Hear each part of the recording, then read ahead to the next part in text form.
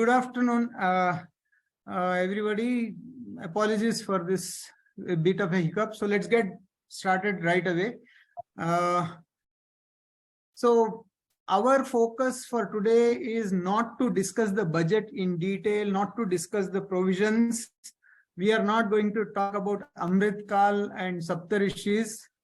We are going to focus on something very simple, which is what does the budget have for investors?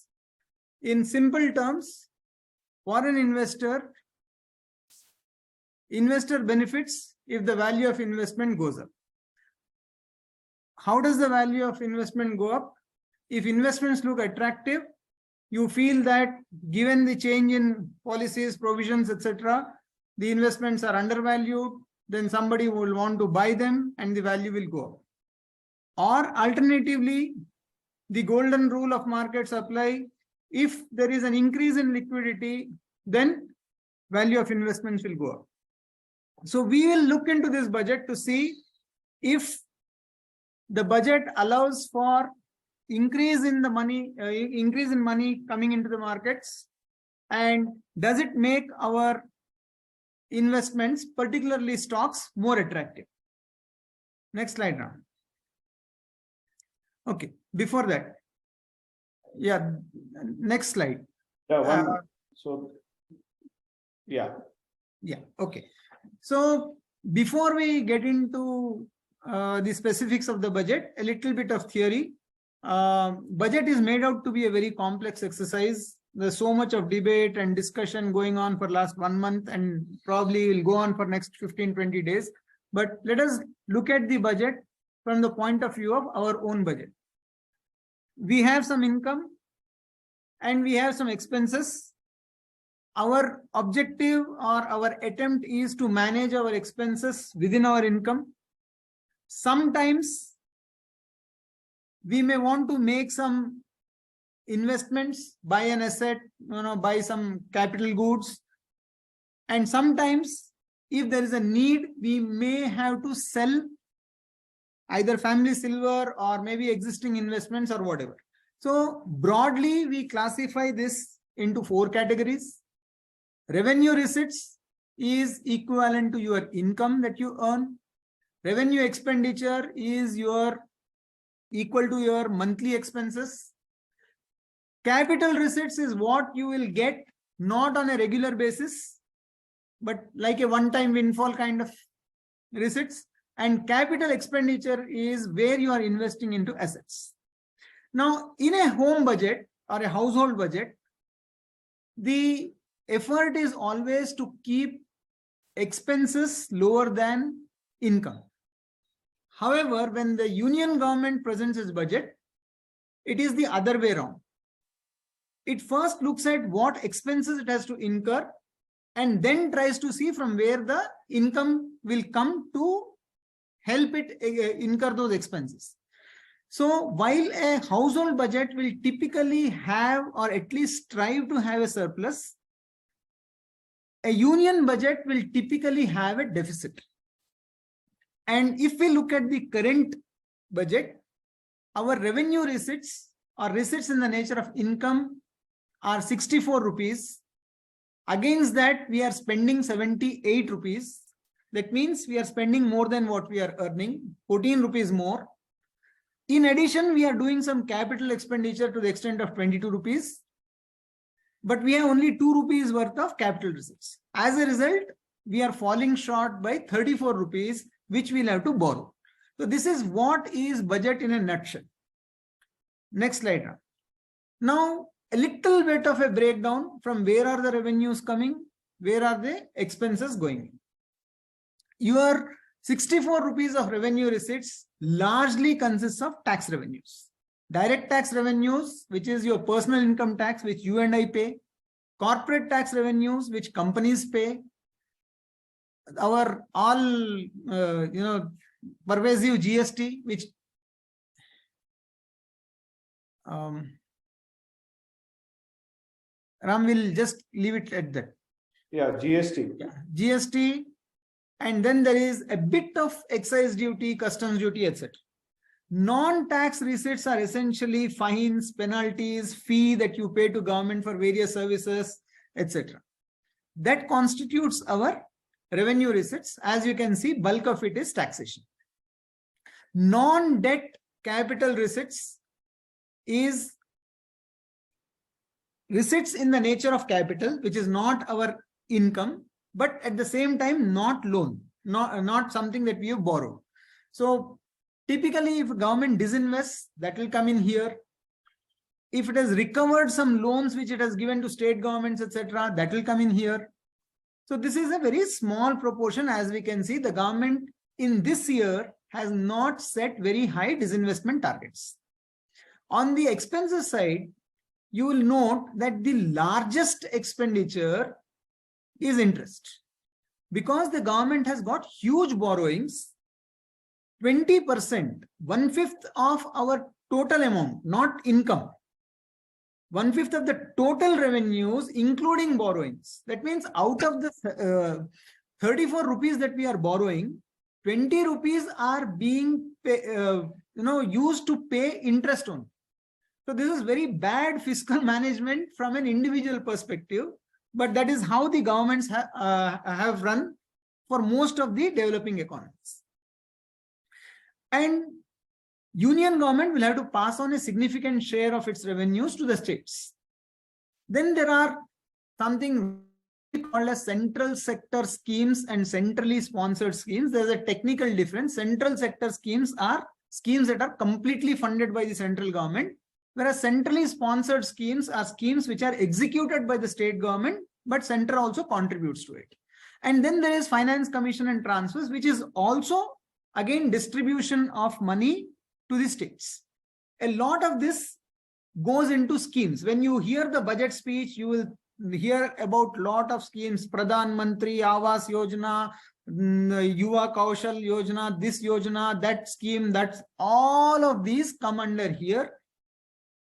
A major part of it goes into revenue and some parts of it goes into capital. So when we look at the budget, unlike the revenue side or the receipt side, which is very clearly demarcated into revenue and capital, we don't see that in the sheet that is presented, but we have made the effort to actually break it down, and we will see how it is, and we will discuss about it. Some other expenses: defense, subsidies, pension, etc. And then all the others come under other expenditure. So this is the big picture. Next slide, Ram. Now this is where we are going into the analysis of the budget. The first thing when we analyze the budget, or we are talking about how the budget helps investors, is to check whether the budget numbers are credible. Are we spending time on something which doesn't have credibility, or can we look at these numbers and believe them? So for that purpose, what we are doing is we are looking at what were the numbers for financial year ending March 22, what was budgeted for financial year 23, and on February 1st, when the 24 numbers have to be presented, the 23 numbers were revised. And then we will see what are the numbers that have been presented for 24. So if you look at it, if you see the fourth column on your sheet, what was budgeted on 1st February 2022, against that, your tax revenues were 7.85% higher. That means our actual revenues were more than what we had thought of. And that gives credibility when we say that, okay, this year we will have 2,331 lakh crores of tax revenue, an increase of 11.69% from what we have managed to achieve this year. Considering that between FY22 actuals and FY23 numbers, the increase is actually 15%, 11.69% number looks credible, achievable. Non-tax revenues, if you notice, they have kept the numbers very low.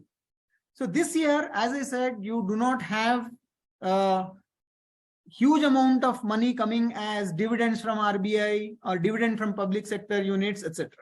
And therefore, these numbers look far more believable. the government has done a stellar job of recovering the loans. And if you see, there's a 64% increase, but those numbers are very, very small. We can ignore that. Going further, I would rather talk about the big ones rather than the major ones. If you see, our capital receipts were little less than what we had targeted. So this year we are not having any major disinvestment targets, etc. So against what we have achieved this year of 60, we now have a number of only 61 for the next year. So again, makes it believable. And if you look at what's gone wrong, you see that there's a huge spike in subsidy. Governments, now the subsidies are of three types: food subsidy, fertilizer subsidy, and petroleum the fuel subsidy. We'll not go into the details of that, but huge amount of expenditure gone into subsidies, which the government has tried to correct, and therefore you see actually a reduced number.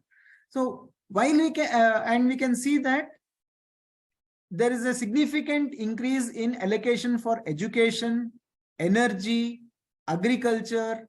So these are all actually positives.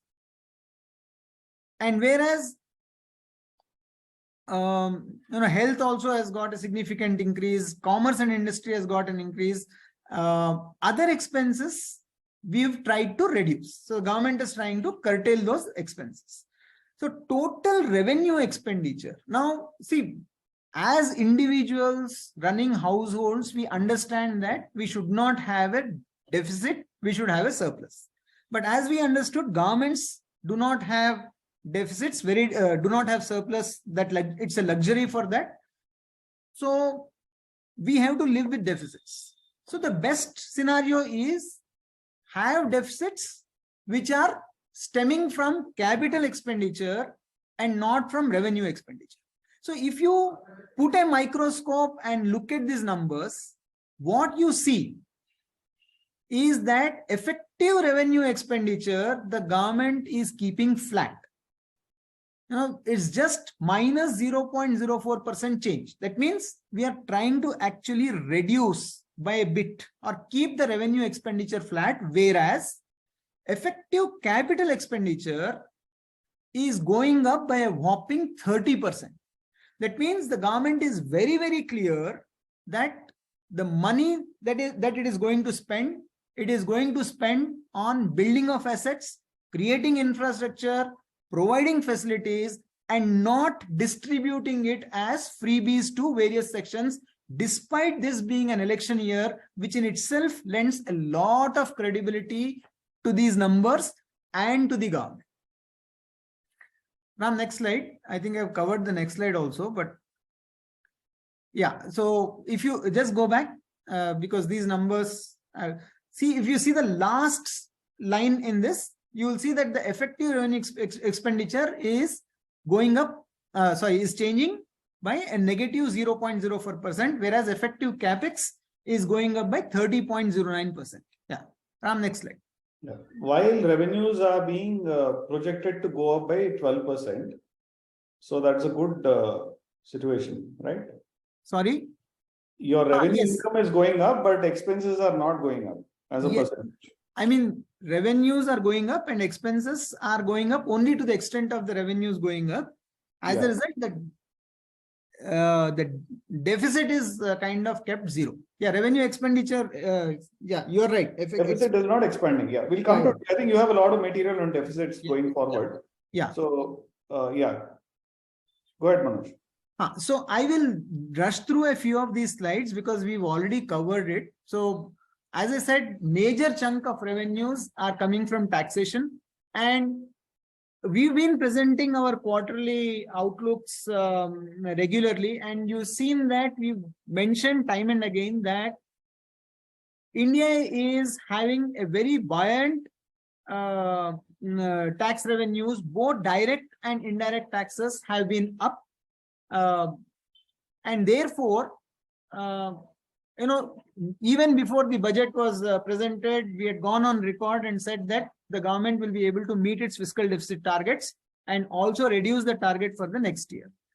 I also mentioned that we have kept capital receipts low. So the implication is that the government is not planning any big ticket disinvestments in this year. At least it has not budgeted for them, because the government could not meet its targets, last year's targets. So my reading of the situation is, if at all the government is not going to lose out on a disinvestment opportunity, if at all there is an opportunity coming up, the government will seize it, but it has not factored it into the budget. So any disinvestment happening in the upcoming year will actually be a bonus for the government. We already talked about interest, etc. Now, where do we reduce the expenses? As I said, interest is a committed expense. You've taken the loan, so you have to service the loan. The only way to cut down on interest is to reduce your borrowing. But what we've been doing is, year after year, we are increasing our borrowing. So the interest component is only going to go up. And there's nothing that anybody can do about it. So this will remain. Defense, very important for the country. There's no way the government can compromise on the deficit, on defense, particularly with our relations with China deteriorating and so many skirmishes happening at the border. You just can't, compromise on defense. Subsidies is where we spent a lot of amount. We exceeded our targets, and rightfully the government has taken a corrective view, and that's coming down. And while it is not specifically being spoken about, all the tax reforms, etc., that are happening are slowly trying to reduce the burden of pensions on the government. So progressively over the next 4 years, 5 years, you will see schemes such as Public Provident Fund, Employee Provident Fund, etc., becoming less attractive, and maybe even getting phased out in favor of a scheme like National Pension Scheme, etc. But we will see later. Okay. Another thing that we have to make a note of, and this is particularly important from fixed investors' point of view, Ram, previous slide only. The government continues to be the biggest borrower in the country, and it has got a huge interest burden, and it will continue to borrow. So what does that mean?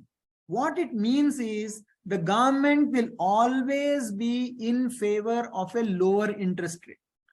We will get back to reducing interest rate regimes the moment we see inflation easing. So the central bank also, we've again talked about this earlier also, we do not see the central bank going up with again 50 basis point increases in interest rates. We will try and keep it constant. At best, we will see a 25 basis point rise.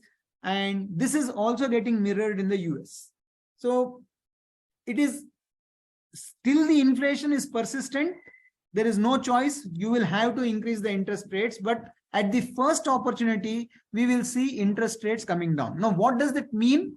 Now, if you are somebody who is looking at an annuity plan, if you are somebody who is wanting to do a 5-year fixed income deposit, if you are somebody who's looking at increasing the allocation to debt mutual funds, now is the time for you to do it, because with every falling interest rate, your bond values will go up and your returns will be effectively higher. So do not wait for further increase in interest rates. It's a good time to increase your allocation to debt. However, the standard caveat applies. Your asset allocation is all important. Do not jump your asset allocation, but whatever you want to do on the debt side, this is a good time. Okay. So as I told you, government has significantly increased. It's a record increase. Now we have 10 lakh crores of capex. This does not include the grant in aid, meaning the amount that is given as support to states and other private players to invest in capex. So not including that, we have a 10 lakh crore allocation to capex, and that is a huge jump. And we already saw that revenue expenditure, if you discount the grant in aid, then it is flat. Even if you consider the grant in aid as a revenue expenditure, the increase is just 1.2% annually. So clearly the focus is on increasing capex. Next slide. So what do we see? Where is this 10 lakh crore going? It is going heavily into infrastructure. Railways have got 25% of the allocation. Now, if you see Shatabdi, you see Vande Bharat, you see bullet train, etc., the experience of someone traveling in railways has significantly changed over the last decade or so. And we will see further changes happening. And see, when we invest in an airport or a railway station or a port, more particularly in a railway station or an airport kind of a thing, it is a sub-economy in itself. So if you are constructing a railway station, then you will have multiple shops, you will have multiple people. There's a whole economy that goes around this particular creation of infrastructure. Then there is focus on green hydrogen. There's focus on electrical vehicles. I mean, clearly the government is committed to sustainability. We understand, despite being a growing economy, we understand that environment is important, and therefore, and also from a pure economic perspective, we want to reduce our dependence on fossil fuels or imported oil, which is many times which causes problems for our economy. So we are investing heavily on this new renewable sources of energy, and all these things which reduce our dependence on imports. So that is obviously a very good positive for the economy. Now the only issue, see, government releases the money and people who are working on these projects, etc., receive the money. And that should spur consumption.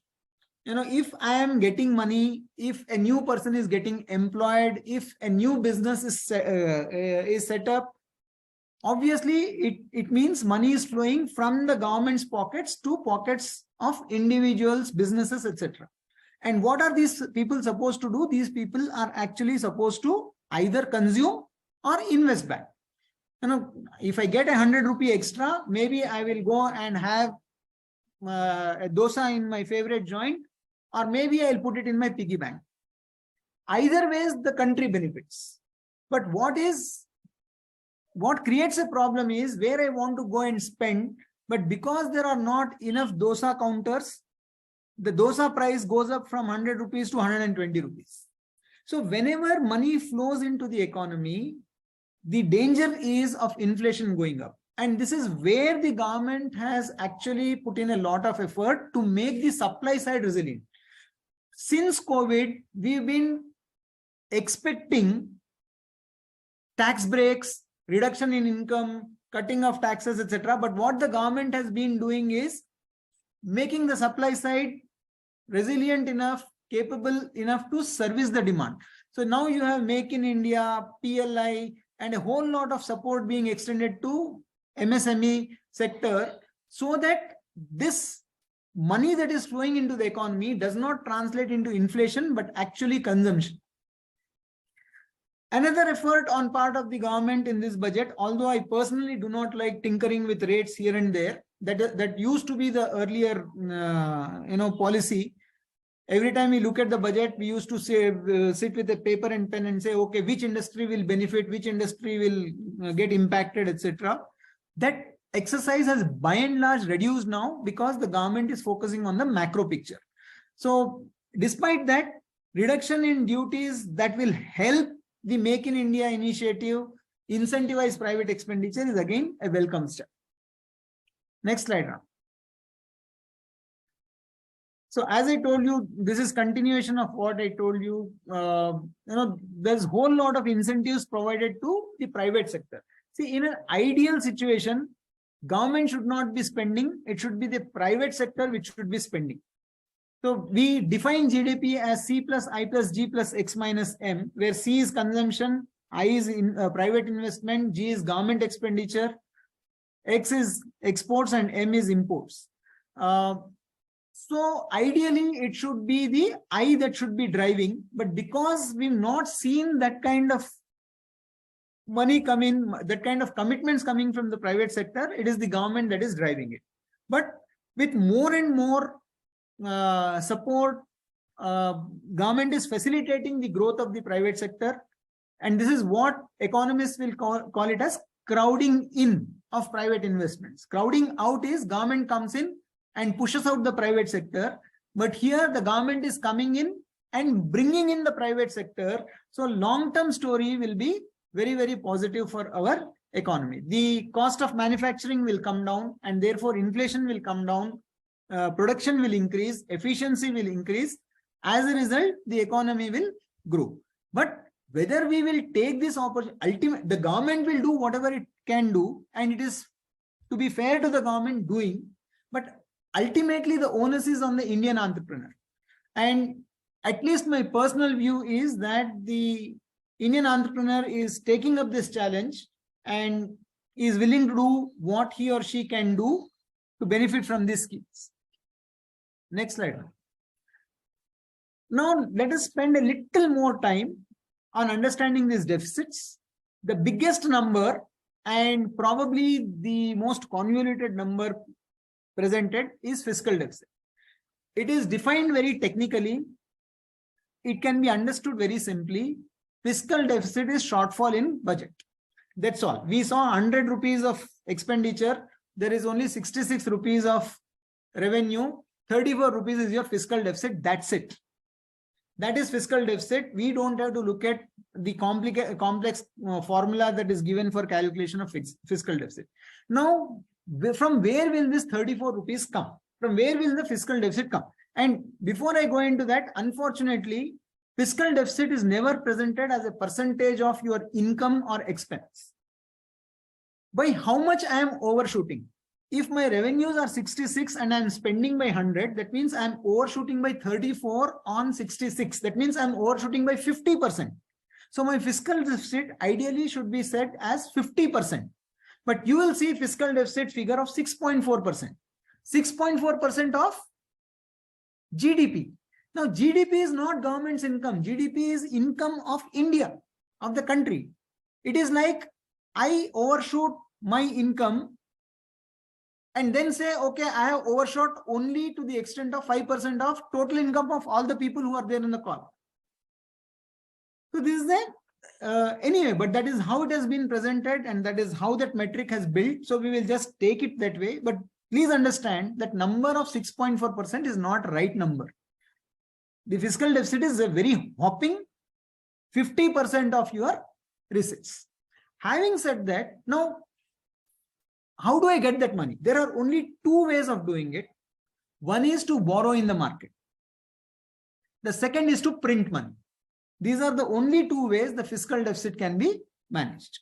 If you print, we obviously know that it will lead to inflation because simply more money is coming into the system and there's not enough production supporting that. So borrowing is lesser of the evils compared to printing of money. Now, when you borrow, again, because the government is the biggest borrower and also the safest borrower, it is likely to push up interest rates. However, we've seen that the government is keen on keeping the interest rates lower. So to that extent, the impact of fiscal deficit reduces. But the bigger problem is when your fiscal deficit rises, and this had been a rhetoric for many years. You look into the budgets of the decade of 2000 or earlier, even a 0.5% increase in fiscal deficit than target would create a hue and cry. Markets would crash because government overshot fiscal deficit. Now, what exactly is the problem with that? Now, if you overshoot on your deficit, that means if you borrowed more or if you're printing more, that means your currency will depreciate. If your currency depreciates, your interest rates again go up. foreign capital does not come in, there is outflow of capital, all those issues are there, and particularly the FIs used to flex their muscles every time the fiscal deficit went. COVID helped us call this bluff. At the time of COVID, our fiscal deficit shot up to 9.2% of GDP. You can see the peak, and nothing happened. In fact, all of you must be aware that post-COVID, our markets actually recovered more than what they had lost and created new highs.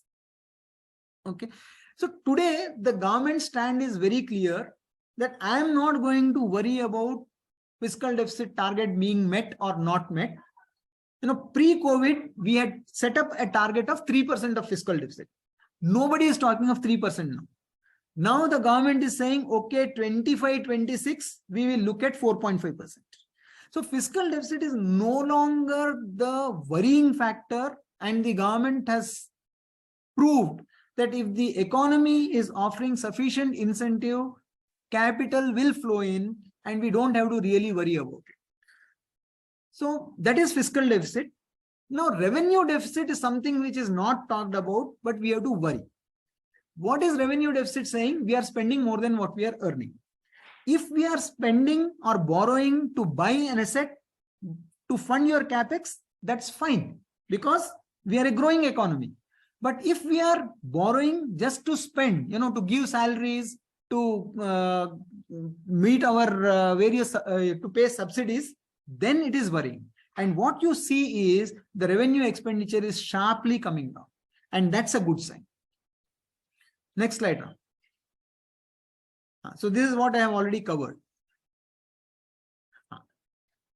So now this is what is the analysis of the budget. So overall, we can call this budget a very good budget because one, it is credible and it has kept numbers realistic. They are not overshot on assumption saying that next year after elections we'll see what is to be done. Abhi to acha bata denge. That tendency has been avoided. Another tendency, election year, populist schemes, distribute money, distribute freebies, has been avoided. People were expecting large-scale tax cuts. That has not happened. We will see tax cuts separately, but that has not happened. So we maintain fiscal deficit, fiscal discipline. Although, as I told you, government is clear. If they have to, they will not think twice. They will spend. But that is if they have to. Otherwise, they'll try and maintain fiscal deficit. So fiscal discipline has been maintained. Money is going into capital expenditure, no populist schemes, no freebies, and therefore we can rate this budget as a very good budget. Now, where is the money going? 60% of the economy, rural economy. So the budget cannot ignore agriculture as a sector. Now, what we are seeing in the agriculture sector is one, and that will come in the next point also. See, India's strength compared to rest of the countries is its technology or tech manpower. Now, we have a lot of skilled people who are very good at programming and all that. So we want to leverage this to benefit our agriculture. They want to encourage startups that can solve problems of agriculture. From previous slide. Ram, just go back to the previous slide. I'll not take more time. Yeah. So there's something called an agriculture accelerator fund.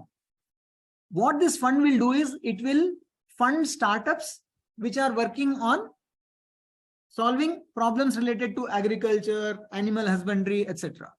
Okay. There's been increase in agricultural credit and all these sector, allied sectors.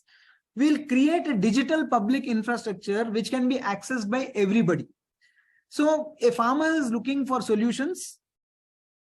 Just like we have a Google or a ChatGPT, there will be mechanisms through which the farmer can get solutions to his problems.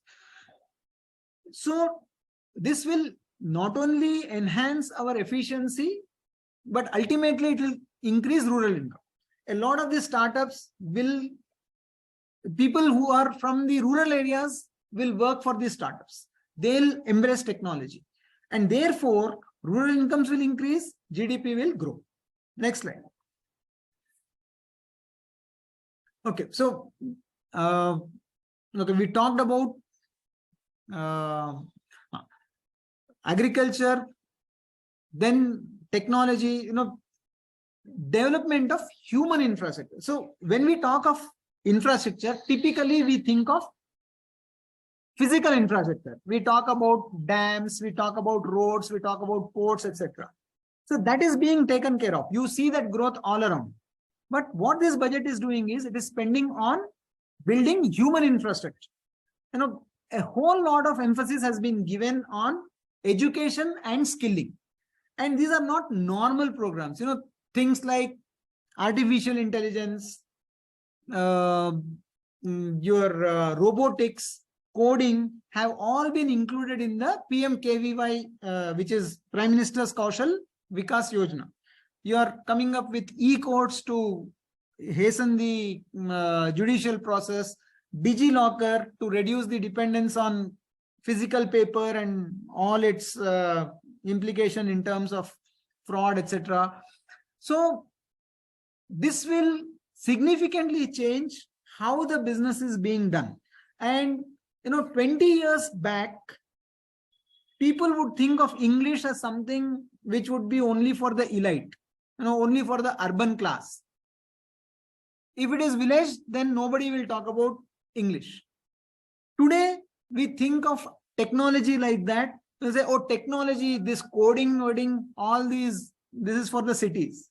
But 20 years later, we will see that technology would have completely dominated everything, and in every nook and corner, the business will run through tech platforms, and that will significantly reduce the cost of doing business.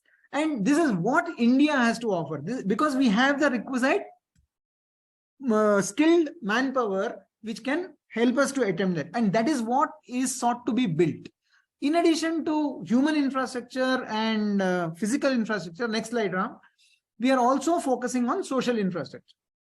So a whole amount of money is being spent on health, insurance, technology, education, etc. Thereby, we are no longer looking at a model which is helping people through freebies.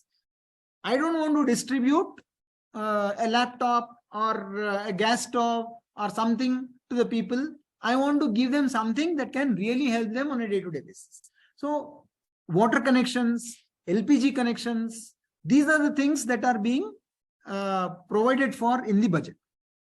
So we are seeing all right increase in infrastructure. Now we come to specific direct tax benefits, because as we look up to the budget hoping that we'll get some tax cuts. Now what has happened in this budget is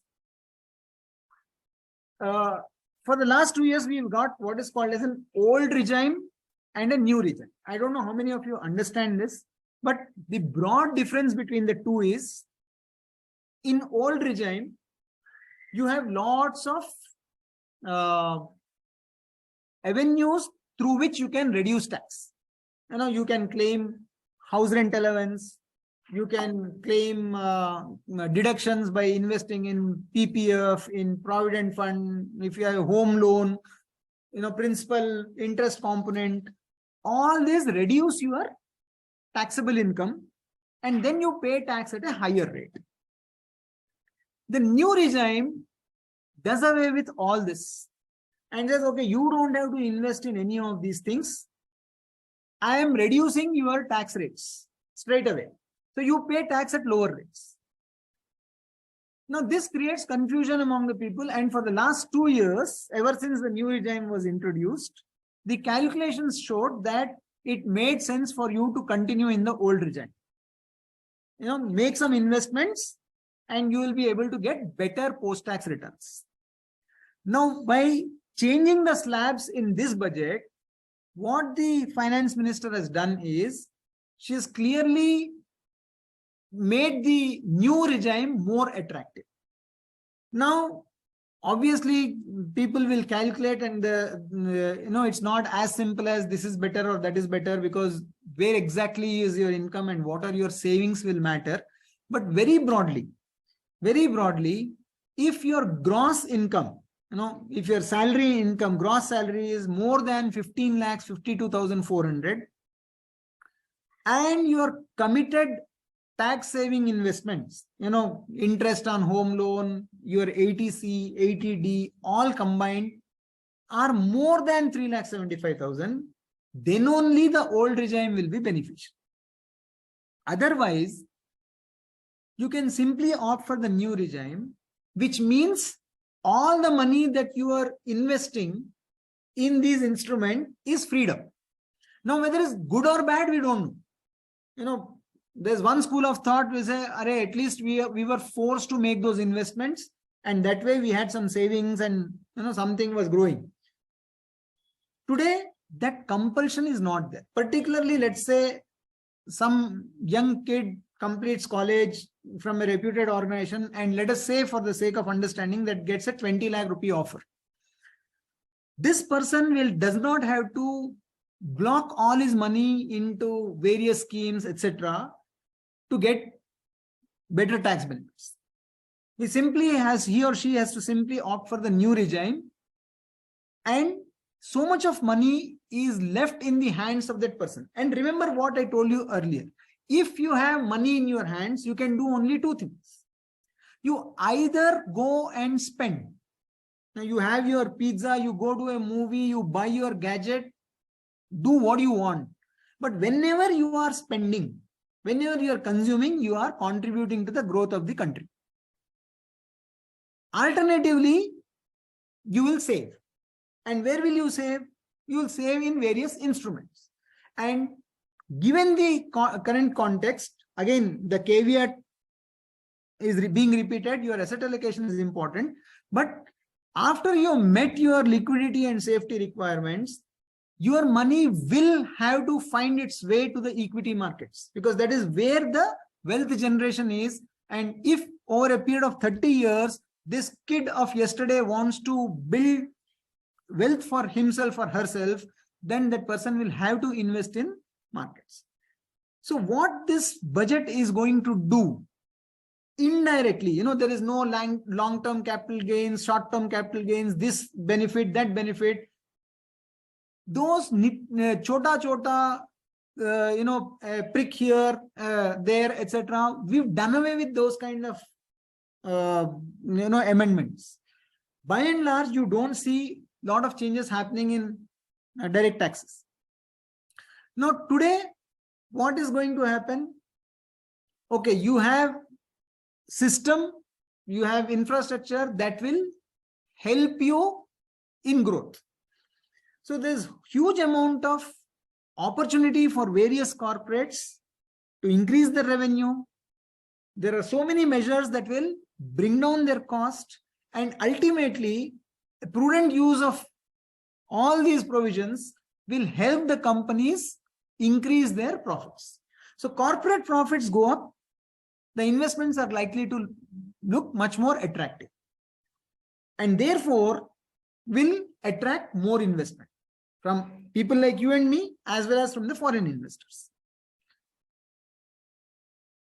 Secondly, there is more money being left in the hands of the investors and in the hands of people, and at least a large chunk of it, if not everything, will again find its way into the market.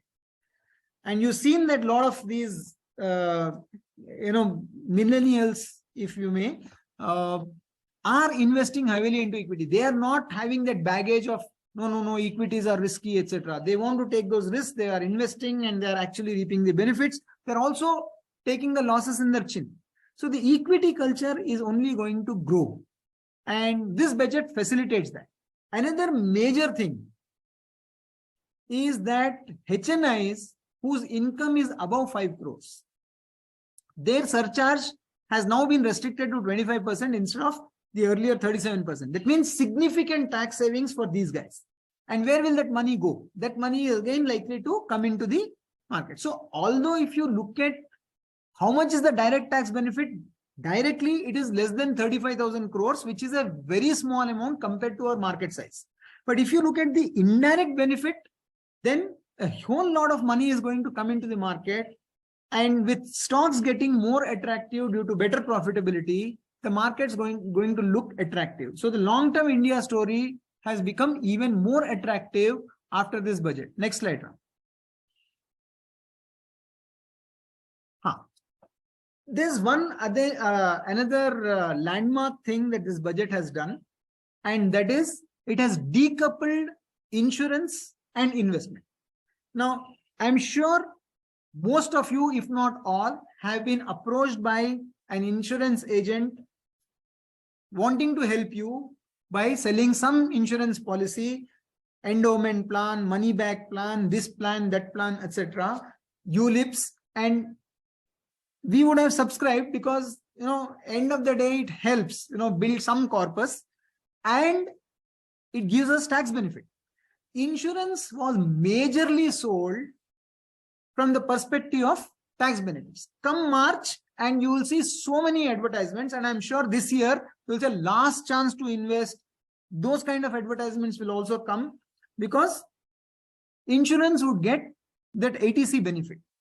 Now, what this budget is saying is, of course, nothing will happen to your existing policies, but if you are taking a new policy after 1/4/2023, and if your premiums exceed 5 lakh rupees, then whatever money that you get back from the insurance company will become fully taxable. That means insurance as an investment option, as it is, insurance returns are very poor. If you actually calculate, they hardly meet the SB rate. But keeping that aside, they further go down because now whatever you get will be taxable. Term insurance has been excluded. Means if you are taking a policy to protect your loved ones in the event of death, then irrespective of how much of premium you are paying, the entire death benefit will be taxable.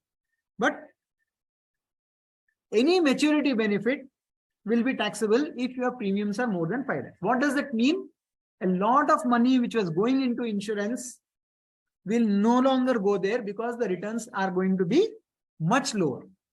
And that is the reason why you've seen insurance companies take a big hit yesterday. Because insurance is no longer attractive as an investment.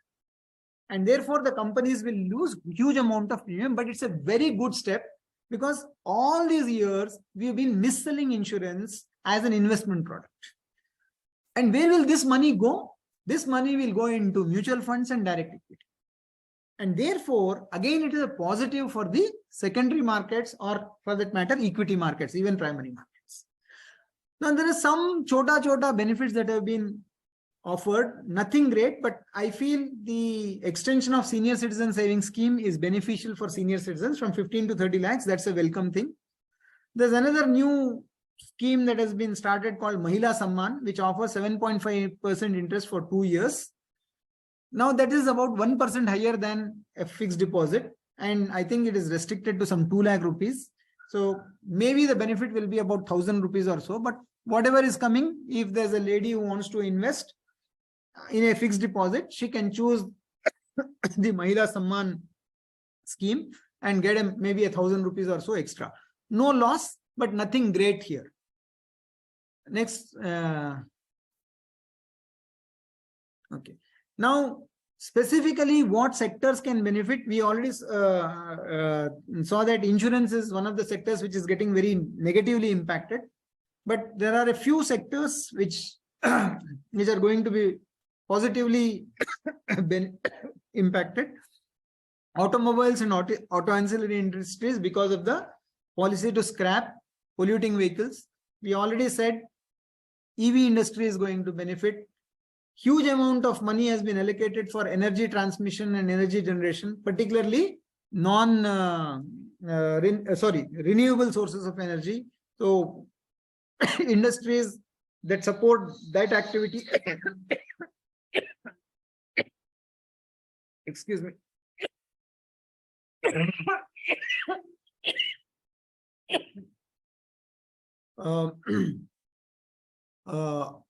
industries supporting agriculture and allied activities.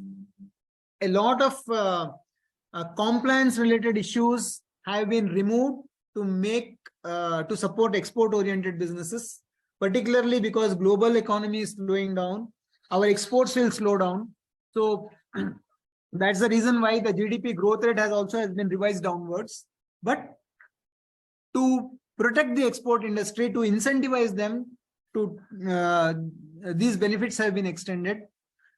We will see a whole lot of activity in IT industry, may not benefit the large players, or somebody is taking up that initiative, maybe even them, but the government is convinced that IT is the way to go. Everywhere it is talking about digitization, automation, processes, digital library. Everywhere the government is planning to use technology. And therefore, the IT industry as a whole will definitely benefit from all these initiatives. An impetus has been given to tourism. So again, in businesses that support tourism, such as hotel, travels, etc. But again, we keep repeating this. Do not go blindly by the sector. It is the companies that need to be studied and picked up, because infrastructure as a concept looks great. But if a company is heavily leveraged, then it may not be able to make money. And therefore, choice of company is paramount. So sectors we can talk about, but specific company where you have to invest becomes more important. Ram, I think we are done. Is this the last slide? Okay. So what do we conclude in this talk? One, the government is committed to reducing fiscal deficit, but it is making efforts to improve the quality of expenditure. Don't be surprised if next year the CapEx provision goes up further. So while we are reducing fiscal deficit, we are increasing our capital expenditure to fund our growth. Lot of initiatives we talked about for agriculture, technology, etc. have been provided to fuel growth. And the India growth story has become even more attractive, more compelling, and therefore the Indian markets, as per our view, will continue to outperform. So with this, I conclude and over to Ram. Thanks, Manoj. We will take any questions if anybody has, because we started about 7 minutes late and it's 5:01 now. You can enter the question in the chat window, or you can always email it also to advisor@jamawealth.com and we'll be happy to answer that.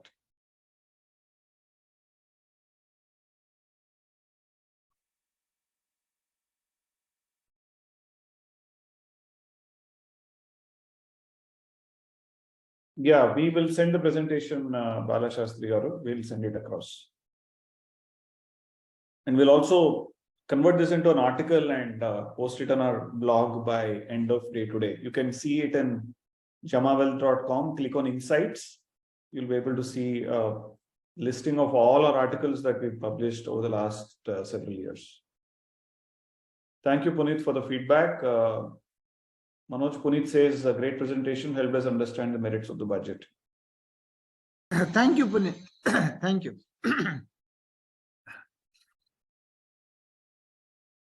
The question from Chaitanya Vaddadi, your old friend. CapEx, do you see infra bonds coming up?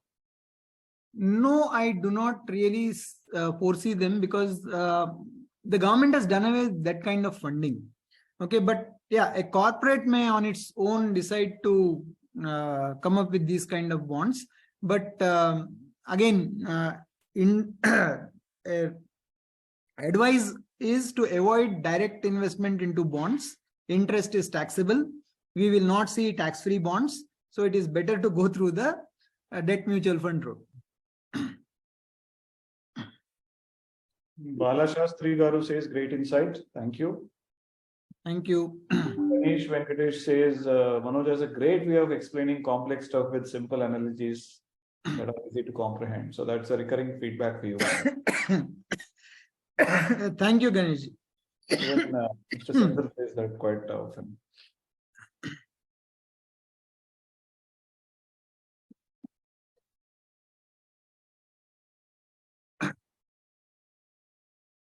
Okay, if there are no other questions, we'll close the call now.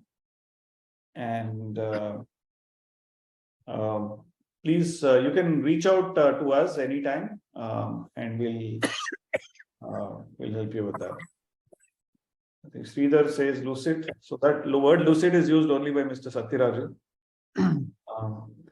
So subsidies. So Chaitanya has a point. Subsidies, especially urea-based fertilizers, with soaring natural gas prices, may be a big hole in the pocket. So that's what we saw. The revised estimates are significantly higher than what we had estimated. But the government has tempered it, and hopefully for the next year, we will see a reduced number. Okay, compared to what has already been spent.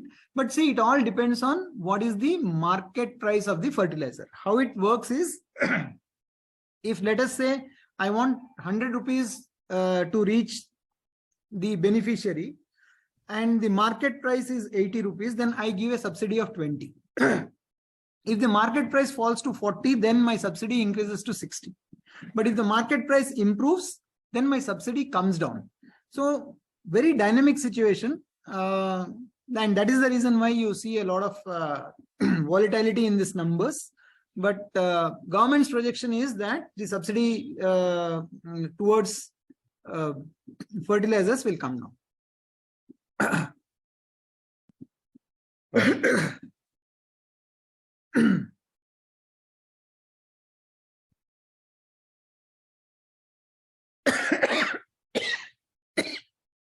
All right. So thank you, everyone. We'll stay in touch. Please shoot across any emails with any further questions. And thanking you and signing off. This is Manoj from Team Jama Wealth. Thank you. Thank you. Bye-bye.